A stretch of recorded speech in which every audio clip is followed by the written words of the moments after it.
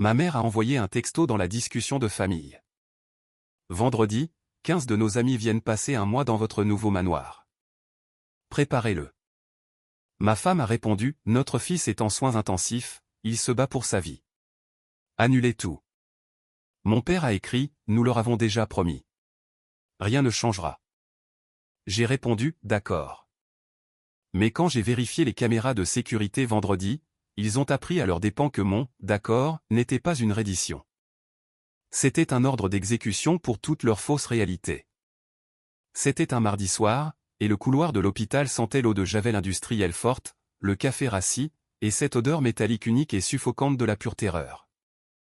J'étais assis sur le carrelage glacial, juste devant la chambre 412, le dos de ma tête appuyé contre le mur de plâtre froid et impitoyable.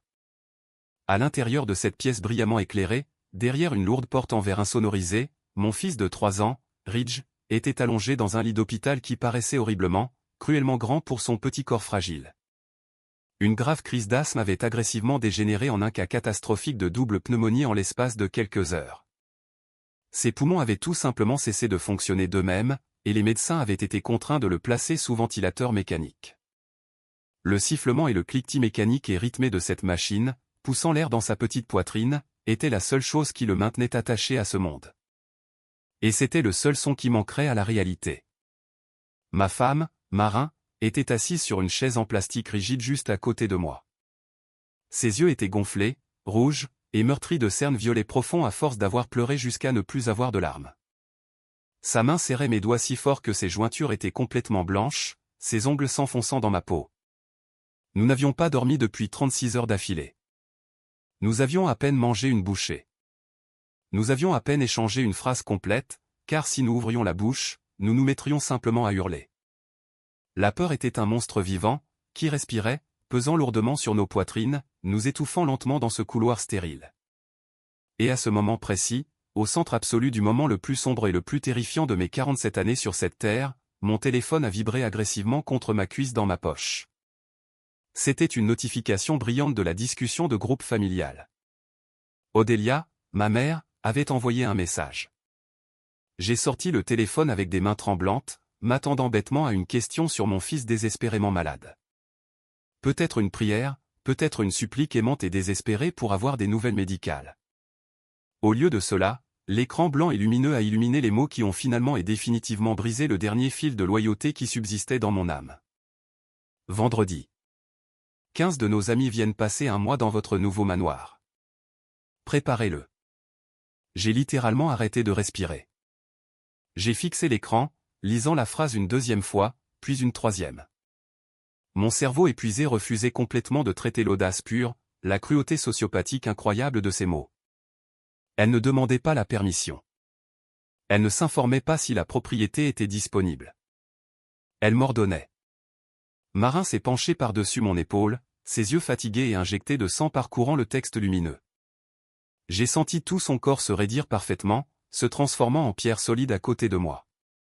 Avant même que je puisse esquisser une réaction, Marin a tapé une réponse, ses doigts tremblant sauvagement, mais frappant les touches avec une force précise et désespérée.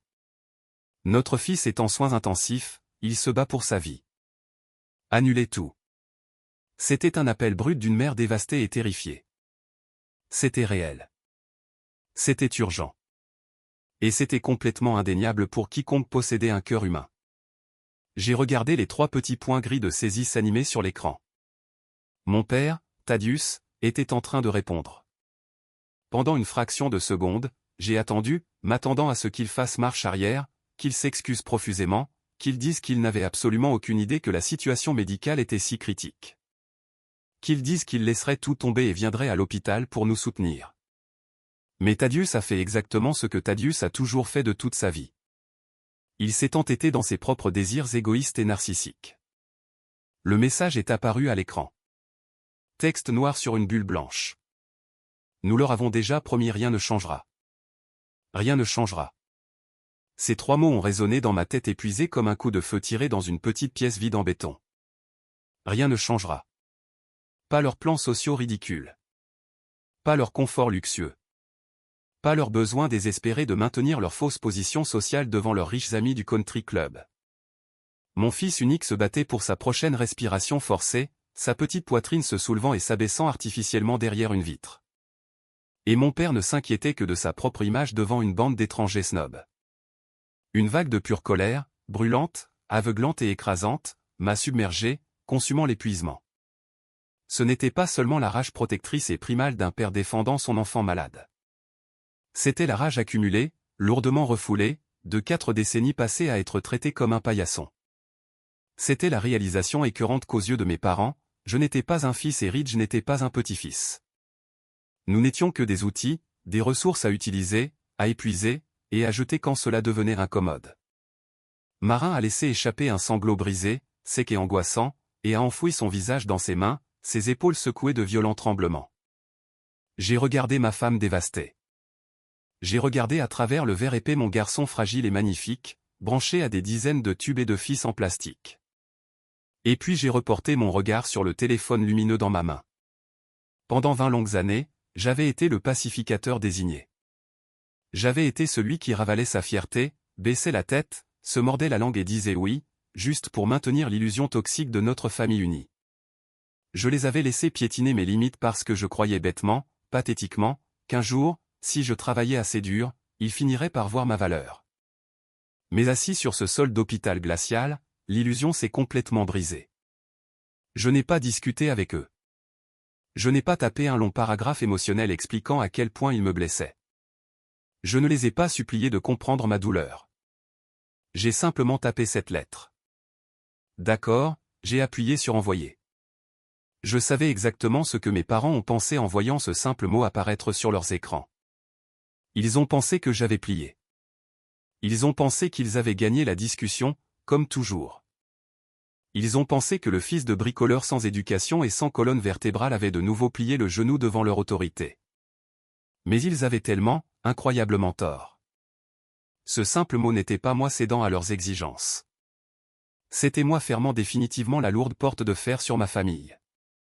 C'était la petite étincelle qui allait violemment réduire en cendres tout leur monde factice si soigneusement construit.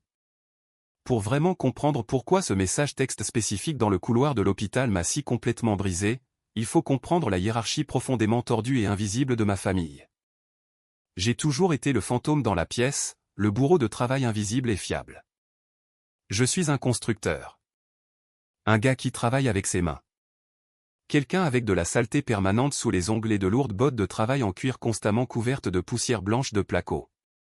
En grandissant, mes parents m'ont fait comprendre très clairement que le travail physique était exclusivement réservé aux personnes qui manquaient d'intellect pour faire autre chose de leur vie. Thaddeus et Odelia étaient complètement, désespérément obsédés par le statut social. Ils vénéraient pratiquement à l'hôtel du country club de l'élite locale, essayant constamment de côtoyer d'éminents médecins, de riches avocats d'affaires et d'habiles banquiers d'investissement, prétendant appartenir à cette haute sphère de la société. Et puis il y avait mon frère aîné, Vaughn. Vaughn était l'enfant prodige incontesté de la famille, le prétendu génie financier, la fierté et la joie absolue. Il portait des costumes italiens taillés sur mesure, conduisait un SUV Mercedes de luxe en leasing qu'il ne pouvait pas réellement se permettre, et dirigeait un cabinet de conseil financier qui n'était essentiellement qu'un espace de bureau chic et hors de prix, maintenu par une dette massive, de la poudre aux yeux, et une arrogance pure.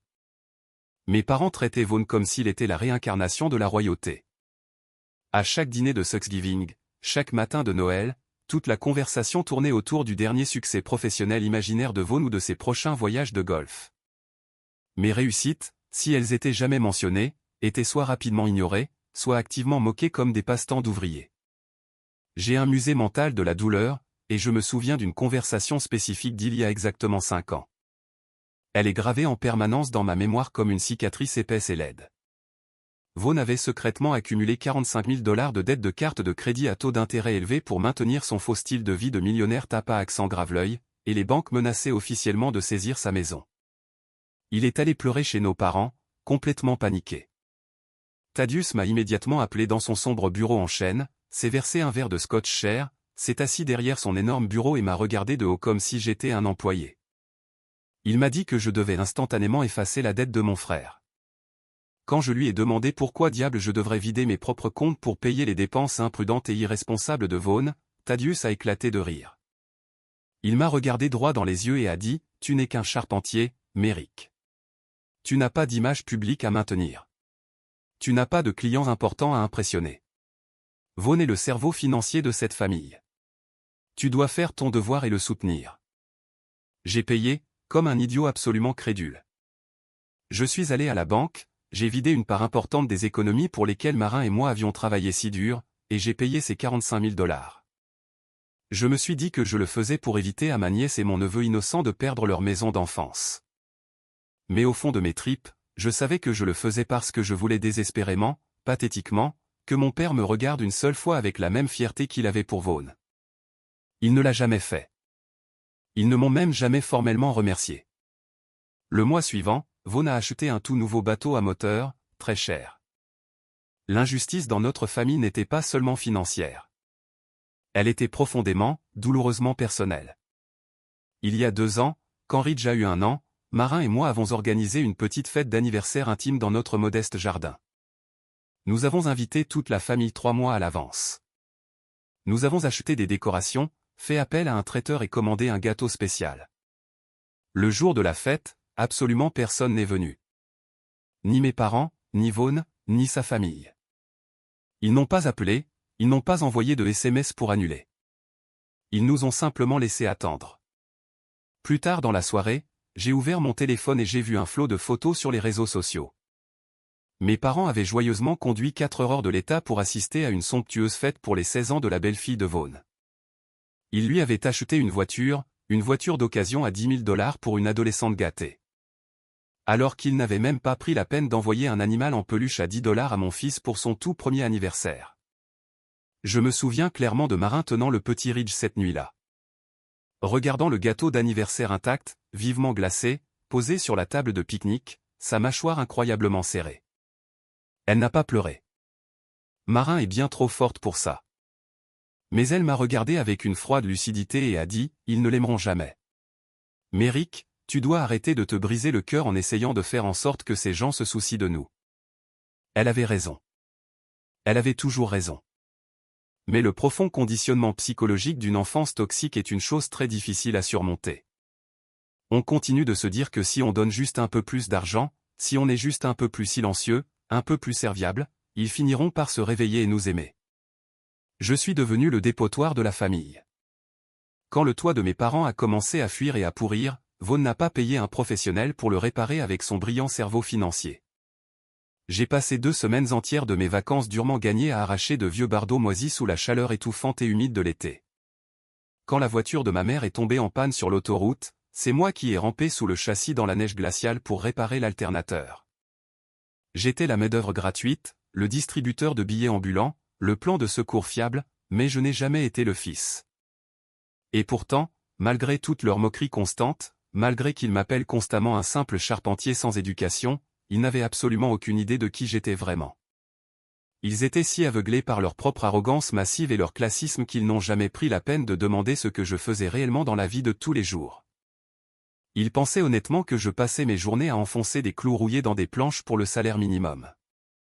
Ils ne savaient pas qu'au cours des 20 dernières années exténuantes, j'avais bâti l'une des entreprises de construction de maisons personnalisées haut de gamme les plus prospères et les plus recherchées de tout l'État. Je ne construisais pas simplement des maisons standards. Je construisais d'immenses domaines de luxe. J'employais 50 personnes à temps plein. Et j'avais gardé mon immense succès financier complètement caché de ma famille. Principalement parce que je savais qu'à la seconde où ils découvriraient que j'avais de l'argent réel, ils m'assailliraient et videraient mes comptes complètement à sec. Ce qui nous amène directement au manoir. Le joyau absolu de toute ma carrière professionnelle est la scène centrale de leur ultime et humiliante chute.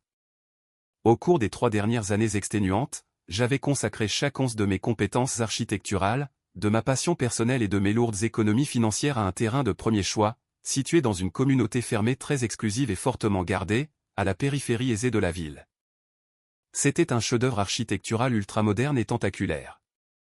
Il comportait d'immenses baies vitrées renforcées, du sol au plafond, donnant sur un lac privé immaculé, des sols en pierre italienne foncée importée qui coûtaient une fortune à expédier, et des boiseries en acajou complexes et personnalisées que j'avais minutieusement sculptées et finies de mes propres mains le week-end.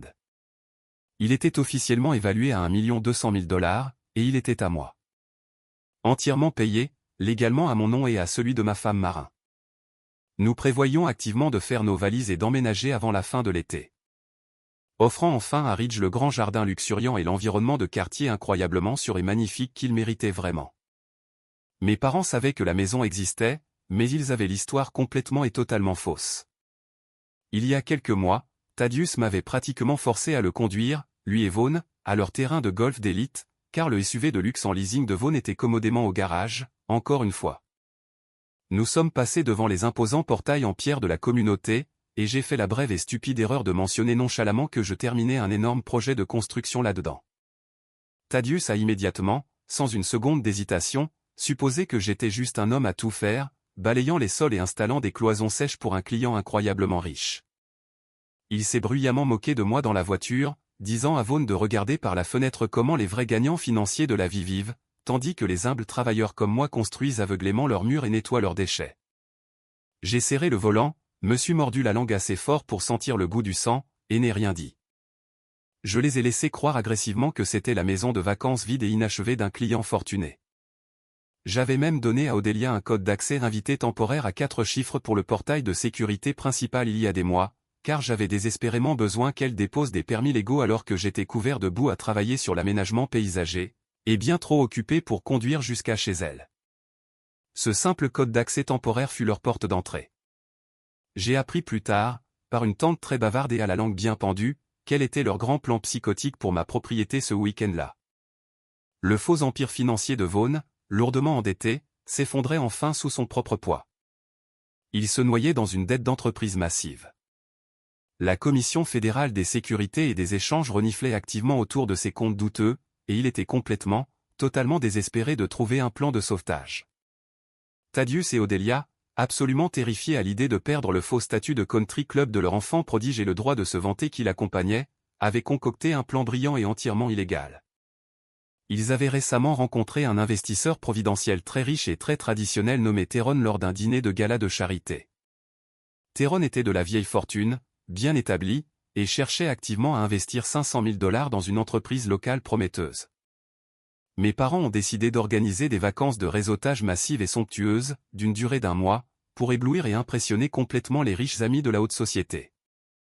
Mais ils avaient désespérément besoin d'un lieu haut de gamme qui crie le succès extrême et la richesse établie. Ils avaient besoin d'un endroit qui ferait passer Vaughn pour un brillant génie milliardaire au lieu d'un imposteur en faillite. Alors, ils ont décidé de détourner le manoir d'1 200 000 $ qu'ils croyaient fermement que je ne faisais que réparer pour un client. Leur plan brillant était de littéralement s'introduire par effraction, de prétendre avec assurance que l'immense maison était le domaine de vacances secret et privé de Vaughn, d'accueillir Theron et 14 autres invités fortunés pendant 1 mois, et de sécuriser l'investissement d'1 demi-million en espèces pour sauver le navire de Vaughn qui coulait rapidement. Ils pensaient honnêtement que je ne le découvrirais pas.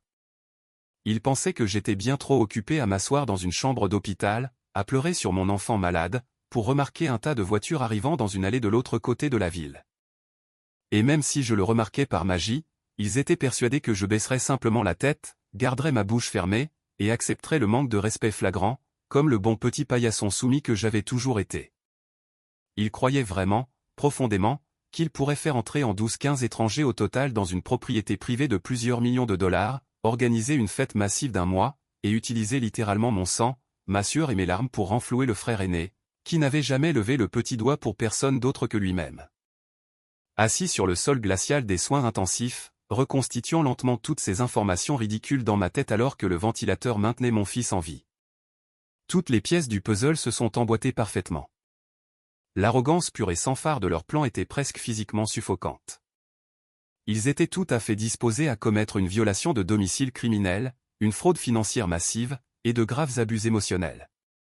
Tout cela pendant que mon fils unique oscillait activement entre la vie et la mort.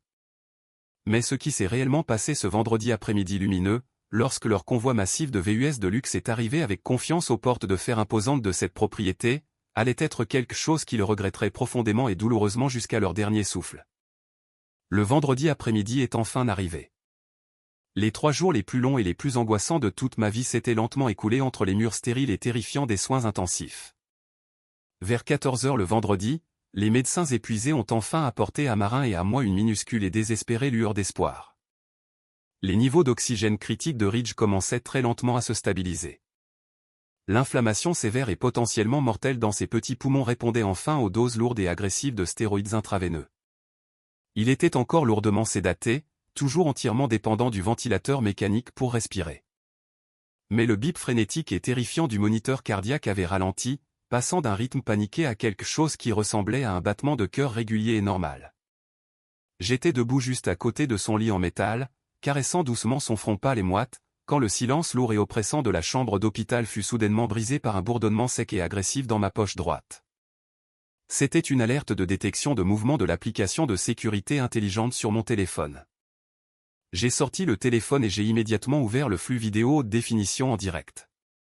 La caméra principale était parfaitement montée au-dessus des immenses portes d'entrée en chêne sculptées sur mesure du manoir, offrant une vue grand angle de toute la cour avant. L'écran montrait un après-midi magnifique, lumineux, sans nuages et ensoleillé. Et ils étaient là, comme un essaim destructeur de sauterelles arrogantes s'abattant sur une nouvelle récolte. 4 véhicules chers et très polis sont entrés agressivement dans la large allée circulaire en pierre. En tête du peloton se trouvait le VUS Mercedes noir, hors de prix et en leasing, de Vaughan. Juste derrière lui se trouvait la Cadillac blanche immaculée de mon père, suivie de près par 2 autres voitures de luxe haut de gamme que je n'ai pas immédiatement reconnues.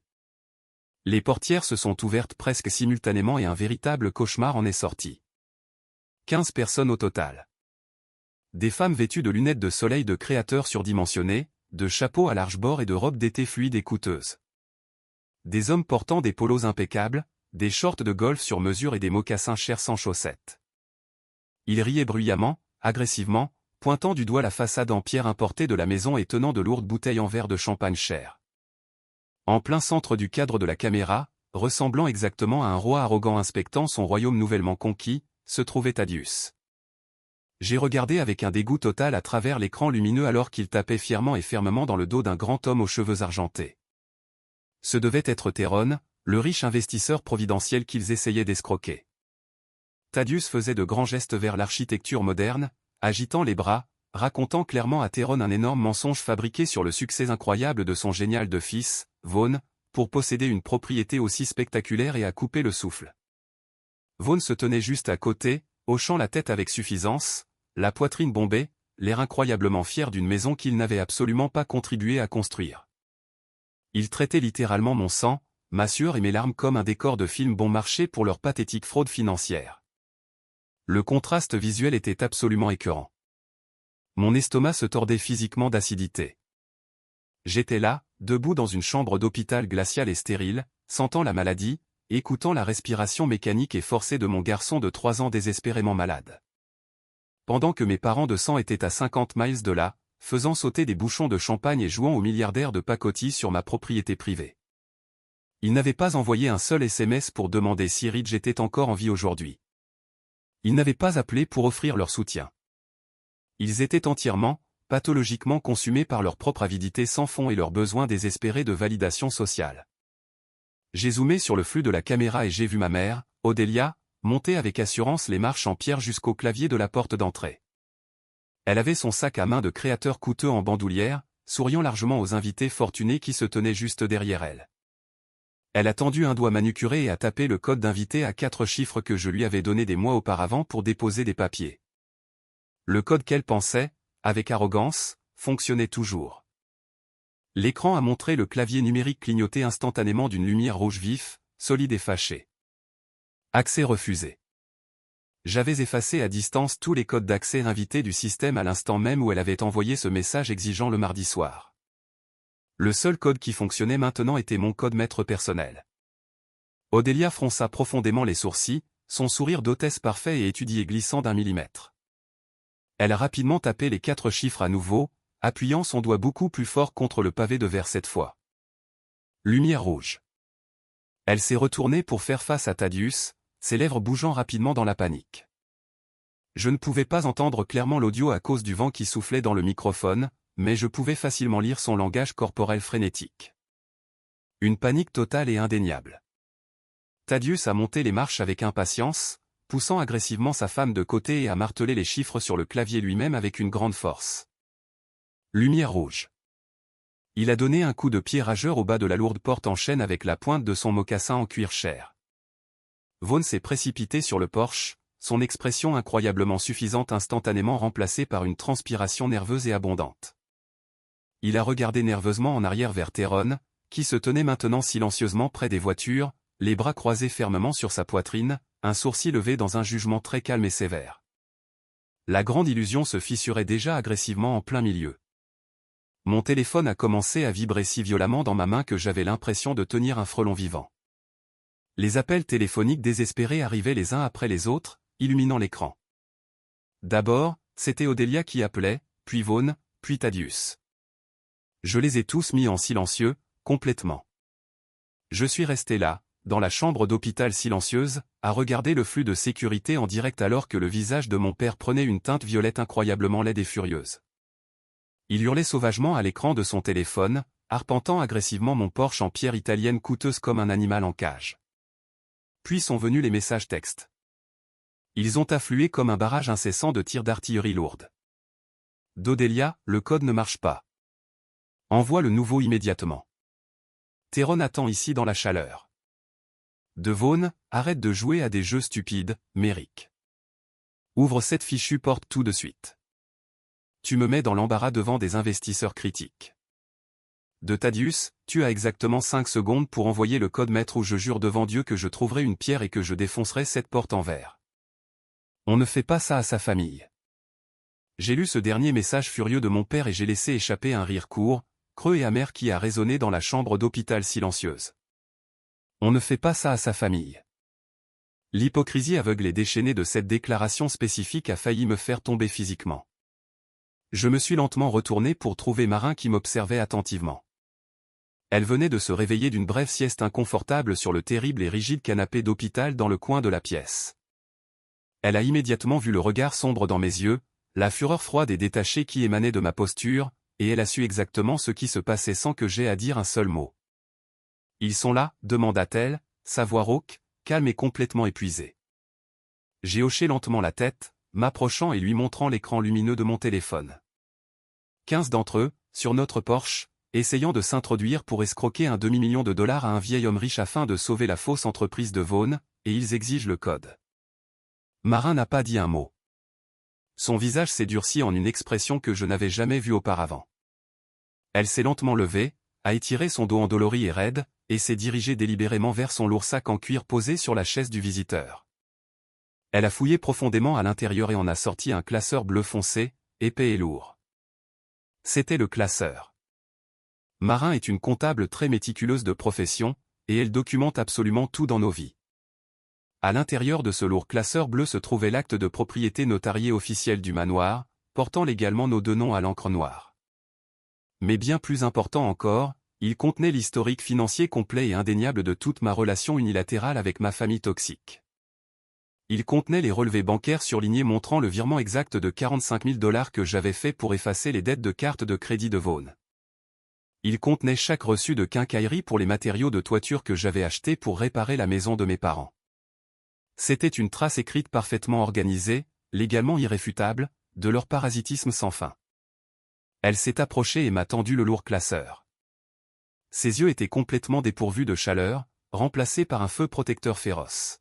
« Finian, Merrick, murmura-t-elle, sa voix tranchant le silence de la pièce. « Finian aujourd'hui. Réduit tout en cendres. » J'ai pris le classeur. Il semblait incroyablement lourd, comme si je portais physiquement le poids suffocant des 20 dernières années à main nue. J'ai ressorti mon téléphone et j'ai composé un numéro spécifique que j'avais enregistré dans mes favoris. Ce n'était pas le commissariat de police local. Pas encore. C'était Gideon. Gideon était le chef de la sécurité privée de la communauté fermée très exclusive où se trouvait le manoir. C'était un ancien patrouilleur de la police d'État à la retraite, un type massif et intimidant avec une attitude stricte et pragmatique, qui n'avait absolument aucune tolérance pour les riches prétentieux qui se comportaient comme des imbéciles sous sa surveillance. Au cours des 3 dernières années de construction intensive sur la propriété, Gideon et moi étions devenus de très bons amis. J'avais construit des armoires en bois sur mesure pour son garage personnel à prix coûtant, et en retour, il gardait toujours un œil protecteur supplémentaire sur ma propriété. Gideon a répondu à sa radio à la 2e sonnerie. « Merrick, mon pote, comment va le petit aujourd'hui ? » Il s'accroche. Gideon, dis-je, en gardant ma voix basse et stable pour ne pas perturber le rythme cardiaque de Ridge au repos. Mais j'ai un énorme problème urgent à la maison en ce moment. Je regarde les caméras de sécurité en direct. J'ai 15 intrus agressifs qui bloquent mon allée avant, essayant activement de forcer l'entrée de la maison. Le ton amical de Gideon est passé instantanément de décontracté à strictement professionnel. Je les vois en ce moment sur les caméras du portail d'enceinte. On dirait une fête de riches du country club qui s'est complètement perdue. Tu veux que j'envoie une voiture de patrouille là-bas pour les chasser tous de la propriété? Non, dis-je. Et c'est à ce moment précis que le plan directeur s'est entièrement mis en place dans mon esprit. Je ne veux pas que tu les chasses. Pas encore. J'ai besoin d'une énorme faveur, Gideon, dis-je, ma voix incroyablement stable, froide et calculée. Je veux que tu y ailles tout de suite dans ton véhicule de sécurité entièrement marqué. Allume les gyrophares, fais une scène publique très bruyante, mais ne les expulse absolument pas de la propriété. Dis-leur qu'il y a un verrouillage obligatoire du système en raison d'une faille de sécurité et que le propriétaire légal enregistré doit arriver en personne pour vérifier leur identité et sécuriser le périmètre. Gideon a fait une pause un instant à l'autre bout du fil. C'était un gars très intelligent et observateur. Il a su immédiatement qu'il ne s'agissait pas seulement d'un groupe aléatoire d'adolescents perdus et confus errant autour du lac. Tu tends un piège, dit-il doucement, une pointe de respect dans sa voix bourrue. Ce sont mes parents, Gideon, et mon frère aîné. Ils pensent honnêtement que la maison appartient à mon riche client. Ils essaient activement d'utiliser ma propriété pour monter une énorme arnaque financière sur les investisseurs qu'ils ont amenés avec eux. Mon fils est ici sur un ventilateur, luttant pour respirer, et mon père m'a dit de m'assurer que le frigo était plein pour leurs vacances de luxe. J'ai entendu une très lourde et rageuse expiration siffler à travers le haut-parleur. Gideon avait de jeunes enfants. Il a complètement compris l'ampleur de la trahison. N'en dis pas plus, Merrick. J'y vais tout de suite. Je vais garer le véhicule en travers de l'allée pour qu'ils ne puissent pas partir. Je leur dirai que personne ne quitte les lieux et que personne n'entre dans la maison jusqu'à ce que le vrai patron se présente. Je vais les faire transpirer au soleil. De combien de temps as-tu besoin? Donne-moi exactement 45 minutes, dis-je. J'ai raccroché et j'ai glissé le téléphone dans ma poche. Le piège était officiellement tendu. La toile d'acier invisible était tirée autour d'eux. Je voulais qu'ils restent là, sous le soleil cuisant et oppressant de l'après-midi, dans leurs costumes lourds et leurs robes fantaisistes. Je voulais que Tyrone, l'investisseur traditionnel, impatient et de la vieille fortune, commence à être extrêmement agacé par le retard. Je voulais que Vaughn transpire nerveusement à travers son costume italien sur mesure. Je voulais que l'humiliation publique monte, jusqu'à devenir une présence physique suffocante enroulée autour de leur gorge. Je me suis retourné vers le lit d'hôpital. Ridge dormait profondément, la machine rythmique faisant le lourd travail que ses petits poumons ne pouvaient pas gérer. Je me suis penché par-dessus la barrière métallique et j'ai embrassé son front anormalement chaud. Je t'aime tellement, mon grand, lui ai-je murmuré doucement à l'oreille. Papa va arranger ça. Papa va s'assurer que les monstres ne reviennent plus jamais nous faire de mal. Je me suis redressé et j'ai regardé Marin. Elle s'est avancée, les yeux flamboyants d'une fierté féroce, et a doucement ajusté le col usé de ma chemise en flanelle délavée. Je portais un vieux jean de travail taché, des bottes à embouts d'acier très éraflées, et une chemise qui sentait légèrement la sueur et le café d'hôpital. Je ressemblais exactement aux travailleurs pauvres, sans éducation et en difficulté que mes parents avaient toujours prétendu que j'étais. Et j'allais utiliser cette image exacte contre eux. J'allais marcher directement dans ce cercle restreint de faux millionnaires en ayant l'air d'un humble charpentier. Et j'allais larguer une bombe nucléaire sur toute leur fausse existence. Ne retiens rien du tout, dit Marin, sa voix dure comme de l'acier forgé. Ne leur présente pas d'excuses. Ne les laisse pas te manipuler ou te faire sentir petit. Vas-y et montre-leur exactement à qui appartient le sol sur lequel ils se tiennent. Je le ferai, lui ai-je promis. J'ai attrapé le lourd classeur bleu, l'ai fermement et solidement glissé sous mon bras droit, et je suis sorti de l'unité de soins intensifs. La longue marche dans le couloir lumineux de l'hôpital semblait entièrement différente cette fois. Pendant 20 ans, j'avais marché avec une légère courbure de défaite, portant le poids invisible et écrasant d'être toujours la déception de la famille. Mais alors que je poussais fort les lourdes portes doubles et sortais sous le soleil aveuglant de l'après-midi en direction de mon vieux camion de travail cabossé, ma colonne vertébrale était parfaitement, complètement droite. Je suis monté dans la cabine poussiéreuse, j'ai jeté le lourd classeur sur le siège passager, et j'ai tourné la clé de contact. Le moteur puissant a rugi bruyamment. J'ai reculé agressivement du parking de l'hôpital et j'ai tourné brusquement sur l'autoroute principale en direction de la communauté fermée. Mon téléphone vibrait toujours avec colère dans le porte-gobelet, contre le plastique. Plus de menaces vides, plus de demandes arrogantes, mais ce n'étaient que des fantômes pathétiques criant dans le vide. Ils n'avaient absolument plus aucun pouvoir sur moi.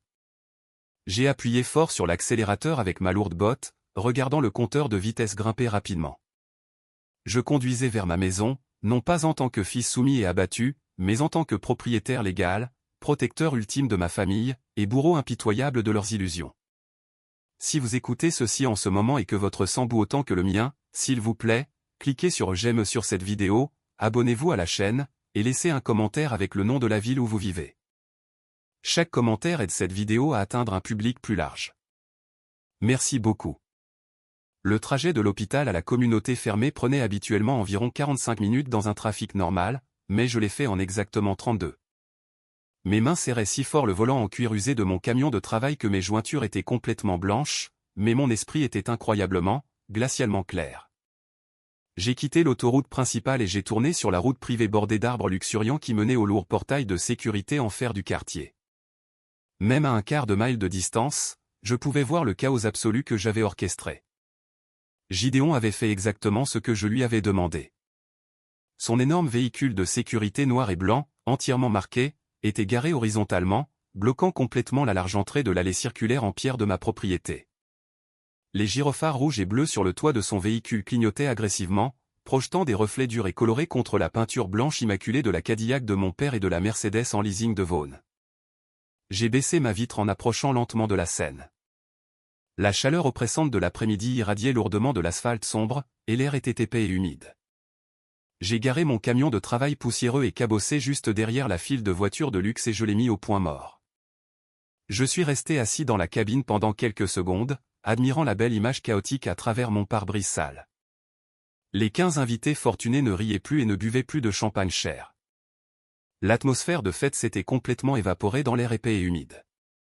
Les femmes dans leurs robes d'été de créateurs fluides se tenaient sur le côté, à l'ombre limitée d'un grand chêne, s'éventant frénétiquement le visage empourpré avec leurs pochettes coûteuses. Les hommes se déplaçaient inconfortablement dans leurs shorts de golf sur mesure, vérifiant leurs lourdes montres de luxe et chuchotant entre eux avec une irritation évidente. En plein centre de l'allée, ressemblant à un animal acculé et désespéré, se trouvait mon frère aîné, Vaughn.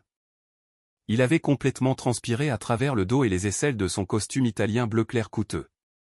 Ses cheveux soigneusement coiffés étaient plaqués sur son front mouillé, et son visage était d'un rouge vif et malsain. Il agitait frénétiquement les mains en l'air, se disputant bruyamment avec Gideon, qui se tenait nonchalamment à côté de son véhicule, les bras croisés sur sa poitrine massive, l'air entièrement imperturbable face au millionnaire hurlant devant lui. Mon père, Thaddeus, se tenait à quelques mètres de là, essayant désespérément de limiter les dégâts avec Tyrone, l'investisseur providentiel aux cheveux d'argent. Tyrone n'avait pas l'air en colère. Il avait l'air bien pire. Il avait l'air ennuyé, impatient et profondément méfiant. Il se tenait parfaitement immobile, les bras croisés, fixant Thaddeus du regard pendant que mon père balbutiait des excuses pathétiques et transparentes sur un simple malentendu avec la société de sécurité. J'ai pris une profonde inspiration pour me calmer, j'ai attrapé le lourd classeur bleu sur le siège passager, je l'ai glissé fermement sous mon bras droit et j'ai ouvert la lourde portière de mon camion. Mes bottes de travail à embout d'acier ont heurté l'asphalte chaud avec un bruit lourd et autoritaire. J'ai marché lentement devant la file de voitures de luxe. Je ne me suis pas pressé. J'ai laissé le lourd silence de mon approche s'installer sur la foule. Un par un, les invités fortunés ont cessé de chuchoter et se sont tournés pour me regarder. Je savais exactement ce qu'ils voyaient. Ils voyaient un homme grand, aux épaules larges, en jean de travail délavé et couvert de poussière, une chemise en flanelle usée et des bottes éraflées. Je ressemblais à l'homme à tout faire arrivant pour réparer une canalisation cassée. Vaughn m'a repéré le premier. Ses yeux se sont écarquillés de choc absolu pendant une fraction de seconde avant que son réflexe arrogant et prétentieux ne prenne le dessus. Il pensait sincèrement que Gideon avait appelé l'entreprise de construction et demandé au bricoleur de venir déverrouiller la porte. « Méric » a crié Vaughn, sa voix se brisant légèrement sous le coup de la panique et d'une fausse autorité. « Où diable étais-tu? Ouvre cette fichue porte tout de suite. Tu me fais passer pour un imbécile absolu devant mes investisseurs. Tape juste le code de secours et laisse-nous entrer, puis tu pourras partir. Thaddeus s'est retourné et a immédiatement imité l'arrogance agressive de Vaughn. Il était temps que tu arrives, a-t-il lancé, agitant la main vers moi avec dédain comme si j'étais un chien désobéissant. Répare le clavier, Merrick, et fais-le vite. Nous avons des invités qui attendent dans la chaleur à cause de ton incompétence. Je n'ai pas dit un seul mot à aucun des deux. Je ne les ai même pas regardés. J'ai gardé les yeux entièrement fixés sur Gideon. Je suis passé juste devant mon frère hurlant, juste devant mon père furieux, et je me suis arrêté directement devant l'imposant agent de sécurité. Gideon m'a regardé, un petit sourire presque imperceptible jouant au coin de sa bouche. Il a décroisé les bras, s'est redressé de toute sa hauteur et a parlé d'une voix puissante et très respectueuse qui a résonné dans toute la cour en pierre. Monsieur Merrick, a annoncé clairement Gideon, s'assurant que chaque personne dans l'allée puisse l'entendre. Je m'excuse pour le dérangement à votre domicile aujourd'hui, monsieur. Sont ceux-là les intrus non autorisés que vous avez signalés comme essayant de forcer l'entrée de votre propriété? Le silence qui a suivi cette phrase fut absolu. Le chant des cigales dans les arbres a soudainement semblé assourdissant. J'ai lentement tourné la tête et j'ai regardé directement dans les yeux de mon père. Oui, Gideon, dis-je, ma voix calme, froide et résonnant d'une autorité absolue. Ce sont les intrus. J'ai vu le cerveau de mon père court-circuiter complètement. Le sang a quitté si rapidement le visage de Thaddeus que sa peau a pris une teinte grise, laide et maladive. Sa mâchoire est littéralement tombée, pendante, et il a fait un petit pas instable en arrière, son mocassin en cuir chair raclant bruyamment le pavé. Il a regardé de moi, dans mes vêtements de travail poussiéreux, à l'imposant agent de sécurité, puis au manoir de 1,2 million de dollars derrière nous. Odelia a poussé un étrange cri aigu, portant ses deux mains manucurées à sa bouche. Vaughn, cependant, était dans un déni agressif et absolu. L'enfant prodige ne pouvait pas traiter mentalement la réalité de la situation. Il a éclaté d'un rire fort, forcé et complètement hystérique. De quoi parle-t-il, a pratiquement hurlé Vaughn, pointant un doigt tremblant droit sur ma poitrine. Es-tu fou? Cet idiot est un charpentier. C'est un moins que rien. Il répare juste les cloisons sèches. C'est ma propriété. Dis à ce flic de pacotille de reculer tout de suite, Merrick, avant que je ne ruine ta pathétique petite entreprise de construction. Je n'ai pas bronché. Je n'ai pas élevé la voix. J'ai simplement levé la main pour le faire taire. Un geste de pouvoir absolu et indéniable que je n'avais jamais utilisé en 47 ans de vie. Vaughn a fermé la bouche d'un coup, complètement choqué par ce mouvement dominant. Je me suis détourné de ma famille pathétique et tremblante et je me suis dirigé directement vers Tyrone. L'investisseur aux cheveux d'argent m'a observé approcher avec des yeux vifs et calculateurs. C'était un homme qui comprenait le pouvoir, et il pouvait clairement voir que la dynamique du pouvoir dans cette allée venait de changer violemment. « Monsieur Tyrone, je présume, ai-je demandé, tendant ma grande main calleuse vers lui. Tyrone a regardé ma main un bref instant avant de la prendre et de la serrer fermement. « Oui, a-t-il répondu, sa voix profonde et sur ses gardes. « Et vous êtes ?» Je m'appelle Merrick, dis-je, ma voix se projetant clairement pour que les 14 autres invités puissent entendre chaque mot. Je suis le seul propriétaire légal de ce domaine. Je suis l'architecte et l'entrepreneur principal qui l'a construit de A à Z. Et malheureusement pour vous, vous avez été entraîné dans une arnaque très élaborée et complètement frauduleuse par un homme désespéré et en faillite. Les yeux de Tyrone se sont vivement rétrécis. Une arnaque, a-t-il répété doucement. Vaughn a paniqué. Il s'est précipité en avant, le visage complètement trempé de sueur nerveuse. Ne l'écoutez pas, Tyrone. Il est fou. C'est un perdant pathétique et jaloux qui invente des mensonges. Partons simplement et allons au country club. Nous pourrons parler affaires là-bas. J'ai ignoré Vaughn entièrement. J'ai posé le lourd classeur bleu sur le capot lisse et plat de la Mercedes en leasing de Vaughn. J'ai ouvert le loquet en métal et je l'ai feuilleté. J'avais marqué les pages exactes dont j'avais besoin. J'ai sorti une copie notariée impeccable de l'acte de propriété et je l'ai tendu directement à Tyrone. Voici l'acte de propriété légale de cette propriété d'1,2 million de dollars, dis-je doucement. Vous verrez qu'il est enregistré exclusivement à mon nom et à celui de ma femme, Marin.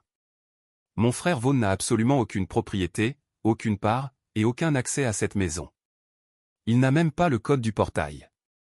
Tyrone a pris le document, a sorti une paire de lunettes de lecture de la poche de sa poitrine et a parcouru la page. Son expression s'est instantanément durcie comme de la glace. Il a levé les yeux vers Vaughn, complètement dégoûté. Je n'avais pas fini. J'ai tourné la page dans le classeur. Mais ce n'est pas le pire. L'homme qui vous supplie actuellement pour un investissement de 500 000 $ pour sauver son cabinet de conseil financier très prospère est complètement en faillite. C'est un mensonge, a hurlé Vaughn, sa voix se brisant en un ton aigu et hystérique. Ferme ta bouche, Merrick. Tais-toi tout de suite. J'ai sorti les relevés bancaires surlignés que Marin avait préparés. Il y a 5 ans, dis-je, ma voix tranchant les cris de Vaughn comme un couteau aiguisé. J'ai personnellement transféré 45 000 $ de mes propres économies durement gagnées pour effacer ses dettes de carte de crédit en souffrance afin que sa maison ne soit pas saisie. Il doit actuellement à la banque plus de 120 000 $ en prêts commerciaux en défaut. La commission des sécurités et des échanges audite son cabinet depuis 3 mois. Il vous a amené ici aujourd'hui, à ma maison privée, pour s'introduire illégalement et prétendre qu'il est riche, juste pour vous escroquer d'un demi-million. J'ai remis les documents financiers à Tyrone. Le riche investisseur a regardé les chiffres surlignés. Le sauvetage de 45 000 $, la dette de 120 000 $, la preuve massive et indéniable d'un échec financier absolu. Tyrone a lentement enlevé ses lunettes et les a pliées délibérément. Le silence dans l'allée était suffocant. Le seul son était la respiration rapide, paniquée et superficielle de Vaughn. Thaddeus a tenté une dernière manipulation désespérée. Il s'est avancé, les mains levées en signe de défense. Tyrone, s'il vous plaît, laissez-nous vous expliquer. C'est juste un problème de trésorerie temporaire. Les familles s'entraident. C'est tout. C'est un malentendu. Tyrone a regardé mon père comme il aurait regardé un insecte répugnant au fond de sa chaussure. Vous avez amené ma femme et mes amis les plus proches pour vous introduire dans la maison d'un autre homme, dit Tyrone, sa voix terrifiante de calme et de danger. Vous m'avez menti en face. Vous avez essayé de voler mon argent pour couvrir les échecs de votre pathétique fils. L'illusion était morte. La fausse réalité que mes parents avaient construite pendant 40 ans était complètement, brutalement exposée en plein jour. Le poids écrasant de l'humiliation publique a finalement fait disjoncter l'esprit de Vaughn.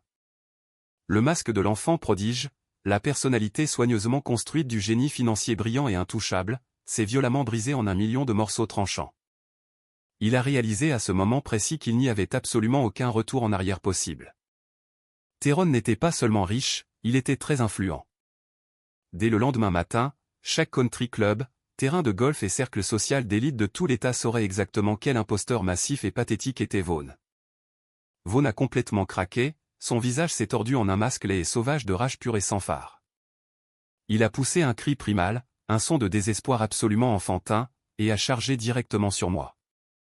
Il a levé les poings, visant un coup de poing sauvage et désordonné droit sur mon visage. Mais je n'ai même pas eu à bouger un seul muscle. Avant que Vaughn ne puisse faire 3 pas agressifs, Gideon a bougé avec une vitesse terrifiante et exercée. L'imposant agent de sécurité s'est interposé en douceur devant moi, a attrapé Vaughn par les revers de son costume italien ruiné et trempé de sueur, l'a fait tourner sans effort et l'a projeté, poitrine la première, contre le capot métallique chaud de la Mercedes. Le bruit sourd a résonné dans la cour.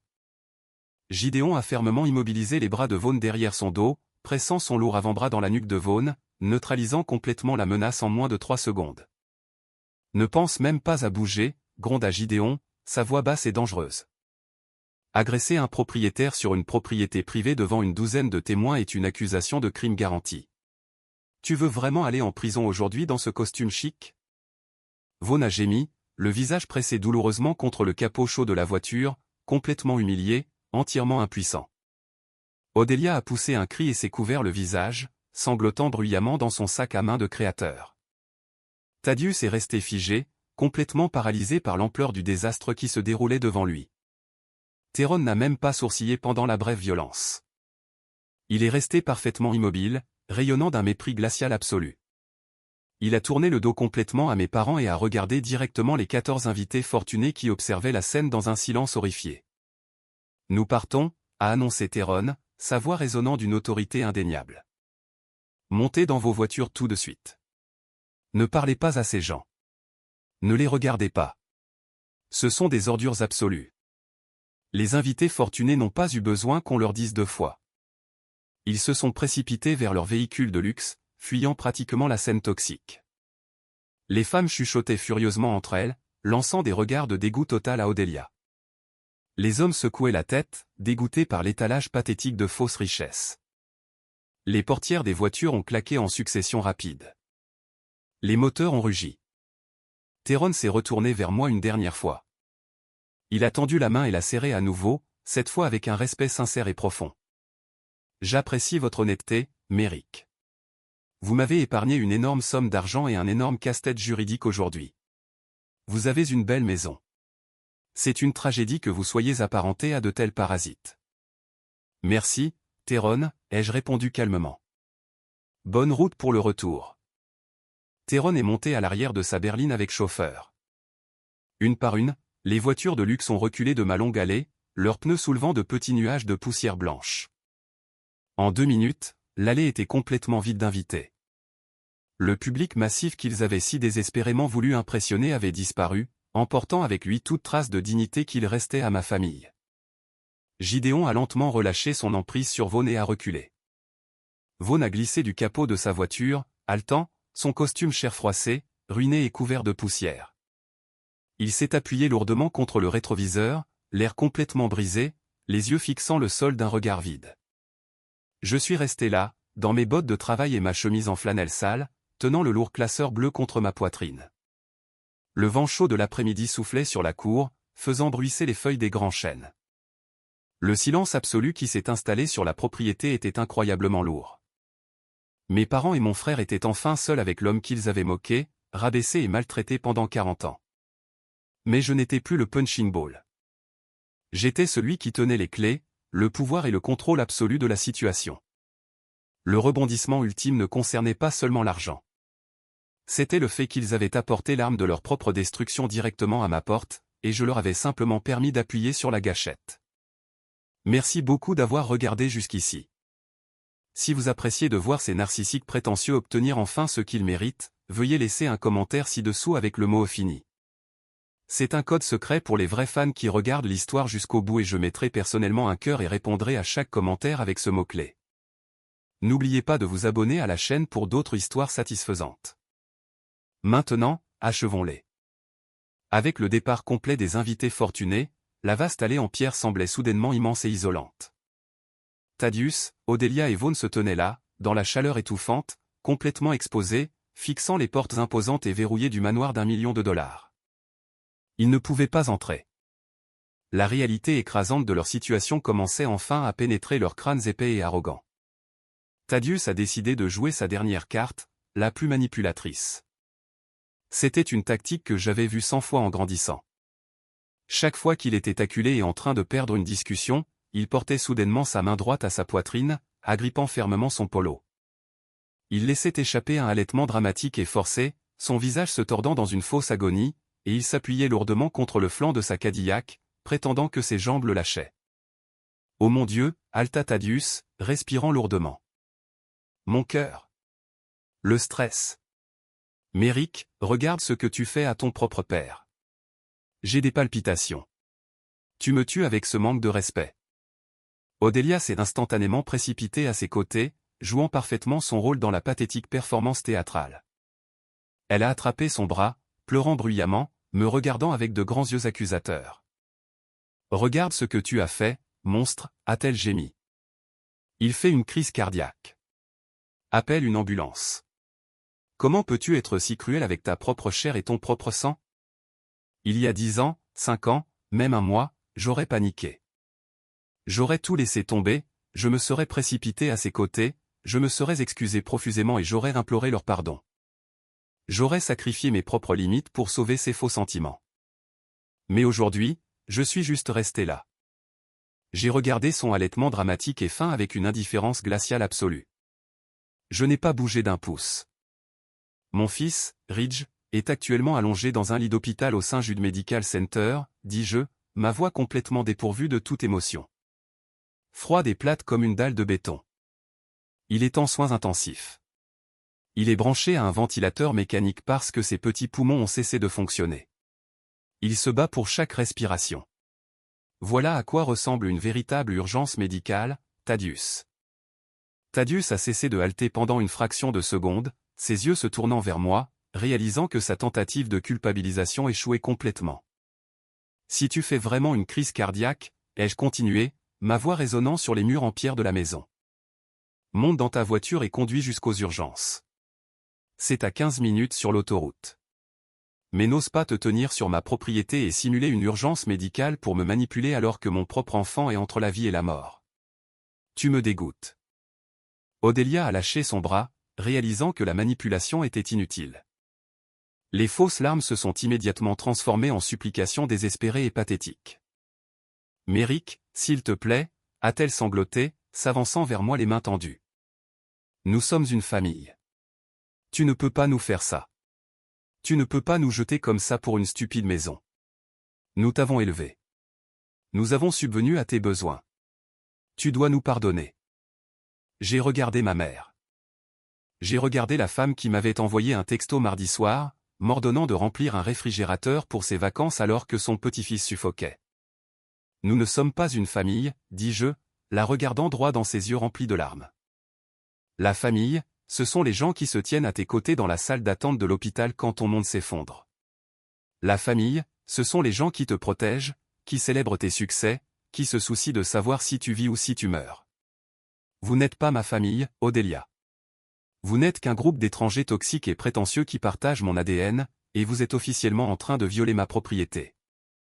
Je me suis tourné vers Gideon, qui observait toute la scène avec une satisfaction sinistre. Gideon, dis-je à voix haute, veuillez escorter ces 3 individus hors des lieux immédiatement. S'ils se présentent à nouveau à ce portail, ne m'appelez pas, appelez la police et faites-les arrêter pour violation de domicile criminel. Oui, monsieur, a répondu Gideon, faisant un pas lourd et intimidant vers les voitures. Vous avez entendu l'homme. Montez dans vos véhicules maintenant. Vaughn n'a pas dit un mot. Il était complètement vidé, fixant le vide alors qu'il se traînait sur le siège conducteur de sa Mercedes. Il savait que sa vie financière était officiellement terminée. Thaddeus s'est miraculeusement remis de sa fausse crise cardiaque, le visage tordu par un ressentiment amer et furieux, et est monté dans sa Cadillac, claquant lourdement la portière. Odelia est restée là quelques secondes de plus, pleurant de manière incontrôlable, avant de finalement monter sur le siège passager. Je me suis tenu sur le magnifique Porsche ombragé de ma maison à 1,2 million de dollars et je les ai regardés s'éloigner.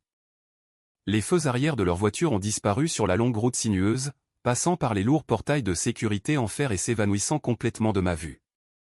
Quand les portails se sont finalement refermés, les enfermant dehors pour toujours, j'ai ressenti une sensation physique dans ma poitrine. Ce n'était pas de la culpabilité. Ce n'était pas de la tristesse. C'était la sensation soudaine et écrasante de respirer de l'air pur et propre pour la première fois en 47 ans. Le poids lourd et suffocant que j'avais porté toute ma vie avait complètement disparu. J'ai sorti mon téléphone et j'ai composé le numéro de Marin. Elle a répondu à la première sonnerie, sa voix tendue d'anxiété. « C'est fini ?» a-t-elle demandé. « C'est complètement fini », lui ai-je dit, un petit sourire sincère se dessinant sur mon visage épuisé. Les ordures ont été sorties. « Comment va notre garçon ? » Il va mieux, Méric. Le médecin vient de dire qu'il pourrait peut-être retirer le tube respiratoire demain matin. Je rentre tout de suite, dis-je, ma voix épaisse d'un amour absolu. Je rentre à la maison, auprès de ma vraie famille. Les conséquences de ce vendredi après-midi ont été brutales, rapides et incroyablement satisfaisantes. Plusieurs semaines ont passé, et la poussière a finalement commencé à retomber sur les décombres absolus de l'empire factice de ma famille. Tout d'abord, la seule chose qui comptait vraiment pour moi était Ridge. Exactement comme les médecins l'avaient espéré, ils ont réussi à retirer son tube de ventilation mécanique ce samedi matin. Entendre sa petite voix faible et rauque m'appeler « Papa », pour la première fois en 4 jours a été le son le plus grand, le plus beau que j'ai jamais entendu de toute ma vie. Nous avons passé une autre semaine complète dans le service de convalescence pédiatrique avant qu'il ne soit finalement autorisé à rentrer chez lui. Marin et moi l'avons ramené à notre vieil appartement exigu, avons emballé nos dernières boîtes et avons officiellement emménagé dans le manoir. Pendant que ma famille immédiate guérissait et prospérait, les branches toxiques de mon arbre généalogique se fanaient et mouraient rapidement. L'investisseur providentiel, Théron, ne s'est pas simplement retiré discrètement de l'arnaque. C'était un homme incroyablement puissant qui détestait qu'on lui mente, et il s'est assuré que Vaughn paie un lourd tribut. Moins d'une semaine après la confrontation dans mon allée, Théron a passé plusieurs appels téléphoniques stratégiques à ses riches collègues et amis golfeurs. La nouvelle s'est répandue dans les cercles financiers d'élite comme une traînée de poudre. Tout le monde a instantanément su que Vaughn était un imposteur fauché et désespéré qui avait tenté d'escroquer un investisseur en utilisant une maison volée. Les conséquences ont été absolument dévastatrices pour lui. Ses clients restants ont instantanément retiré leurs comptes. Son cabinet de conseil s'est effondré du jour au lendemain, le forçant à déposer le bilan. La Commission des sécurités et des échanges a officiellement lancé une enquête approfondie et agressive sur ses pratiques comptables douteuses. Et aux dernières nouvelles, il faisait face à de graves sanctions civiles et à de possibles accusations de fraude. Il a perdu son VUS de luxe en leasing, et la banque a engagé une procédure de saisie sur sa maison lourdement hypothéquée. L'enfant prodige avait finalement volé trop près du soleil, et ses ailes avaient été complètement consumées. Thaddeus et Odelia ont subi une destruction différente mais tout aussi douloureuse. Toute leur estime de soi était profondément liée à leur statut social et à leur prestigieux abonnement au country club. Mais les amis de Théron étaient également membres de ce même club. L'histoire de mes parents essayant de s'introduire dans la maison de leur propre fils alors que leur petit-fils était sous ventilateur est devenue le ragot le plus brûlant et le plus scandaleux de la communauté aisée. L'embarras était trop grand. Le conseil d'administration du club leur a demandé discrètement mais fermement de démissionner pour éviter tout scandale supplémentaire. Ils ont été complètement exilés socialement, bannis des cercles d'élite qu'ils avaient passé toute leur vie à essayer désespérément d'impressionner. Bien sûr, le système familial toxique a tenté de riposter une dernière fois en utilisant son arme favorite, les singes volants. Environ un mois après notre emménagement dans le manoir, mon téléphone a sonné. L'identifiant de l'appelant indiquait que c'était ma tante Isolda, la sœur aînée de mon père. C'était une femme amère et très traditionnelle qui croyait que la loyauté familiale était absolue, peu importe à quel point le comportement était abusif ou toxique. J'ai répondu au téléphone alors que j'étais assis sur ma terrasse arrière, regardant Ridge poursuivre joyeusement un papillon sur l'immense pelouse verte et luxuriante. « Méric » commença Isolda, sa voix dégoulinant d'une culpabilité et d'un venin agressif. « J'espère que tu es content de toi. Ton frère fait face à une ruine financière absolue. Tes parents sont complètement humiliés et déprimés. Tu as entièrement détruit cette famille. Tu as ruiné la vie de ton frère pour une stupide rancune.